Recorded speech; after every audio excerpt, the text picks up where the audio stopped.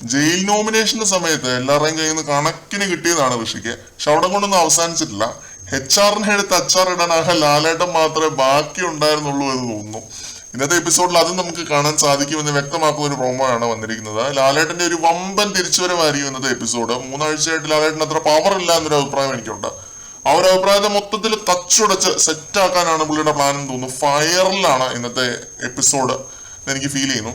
ഋഷിക്കും അൻസിബയ്ക്കും കണക്കിന് കൊടുക്കുന്നുണ്ട് കൊട്ട്. ക്യാപ്റ്റൻ എല്ലാ കാര്യവും അൻസിബയോട് ചോദിച്ചിട്ടേ ചെയ്യത്തുള്ളൂ എന്ന് ലാലേട്ടൻ ചോദിക്കുന്നുണ്ട്. അപ്പൊ അൻസിബ അത് ആളുകളുടെ തെറ്റിദ്ധാരണയാണ് എന്ന് പറയുന്നു.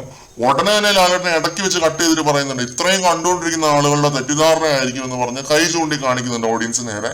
അൻസിബനെ ഒന്ന് പരിഹസിച്ചതാണ്, എനിക്ക് ഇഷ്ടപ്പെട്ടു. പിന്നെ നന്ദന പറയുന്നുണ്ട് ഋഷി പപ്പറ്റാണ് എന്ന്. അതുപോലെ അപ്സര ഋഷിയുടെ എടി പ്രയോഗത്തെ കുറിച്ച് പറയുന്നുണ്ട്. ഋഷി ഉപയോഗിക്കുന്ന ഭാഷ നല്ലതാണോ എന്ന് ഉടനെ ലാലേട്ടൻ ഗൗരവത്തോടെ ഋഷിയോട് ചോദിക്കുന്നുണ്ട്. എന്റെ പ്രൊഫഷനെ എടുത്തിട്ടു എന്നൊക്കെ പറഞ്ഞിട്ട് ഋഷി ഇങ്ങനെ കരഞ്ഞു കാണിക്കുന്നുണ്ട്. അഭിനയിക്കുന്നു എന്ന് പറയുന്നതിൽ എന്താണ് തെറ്റെന്ന് ഉടനെ ലാലേട്ടൻ. പിന്നെ ഋഷി 100% സത്യസന്ധമായിട്ടാണ് കളിക്കുന്നതെന്ന് ലാലേട്ടൻ ചോദിക്കുന്നുണ്ട്. മോശമായി പോയി എന്ന് പറയുന്നുണ്ട്. കാര്യമായിട്ടാണ് ഞാൻ പറയുന്നത് എന്നൊക്കെ ഗൗരവത്തോടെ പറയുന്നുണ്ട്.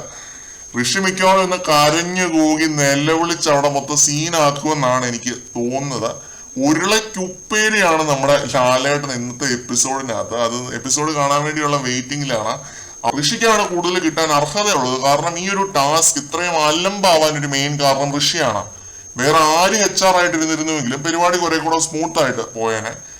അപ്പം ഋഷിക്ക് കണക്കിന് കിട്ടുന്നുണ്ട്, അതെനിക്ക് ഇഷ്ടപ്പെട്ടു. ഇന്നത്തെ എപ്പിസോഡ് നല്ലത് 2 പേർക്കും കിട്ടുമോ എന്ന് നമുക്ക് നോക്കാം. കൂടുതൽ അപ്ഡേറ്റുകളുമായിട്ട് വീണ്ടും കാണാം.